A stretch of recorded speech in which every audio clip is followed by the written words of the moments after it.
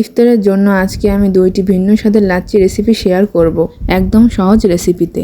দুটো লাচ্ছি আমি একদম হেলদি আর ঝটপটভাবে তৈরি করে নিয়েছি। ইফতারের ঠিক 2 মিনিট আগেও কিন্তু আপনারা এগুলো তৈরি করে নিতে পারবেন।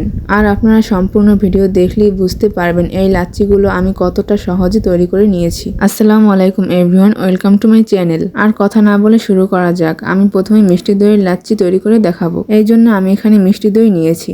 আপনারা চাইলে এটা টক দই দিয়েও করতে পারবেন। এখন এই মিষ্টি দই আমি একটি ব্লেন্ডার জারে নিয়ে নিচ্ছি। এখন স্বাদমতো বিট লবণ দিয়ে দিচ্ছি। তারপর এখানে 1 কাপ গরুর দুধ দিয়ে দিচ্ছি। গরুর দুধটা আগে থেকে জাল করে নিয়েছিলাম। তারপর 1 কাপ চিনি দিয়ে দিচ্ছি।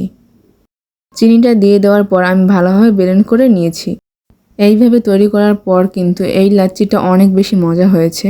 আপনারা একবার হলেও রমজান মাসে এই লাচ্ছি রেসিপিটা ট্রাই করবেন। এই লাচ্ছি রেসিপিটা কেমন লাগলো অবশ্যই আমাকে কমেন্ট করে জানাবেন। সারাদিন রোজা রাখার পর এই লাচ্ছিটা একবার হলেও ট্রাই করবেন। এই লাচ্ছিটা খেতে আলহামদুলিল্লাহ অনেক বেশি মজা হয়েছে। আপনারা এই লাচ্ছিটা তৈরি করে না খেলে বুঝতেই পারবেন না এই লাচ্ছিটার স্বাদ কতটা। এই জন্য আপনারা একবার হলেও এই লাচ্ছিটা ট্রাই করে দেখবেন।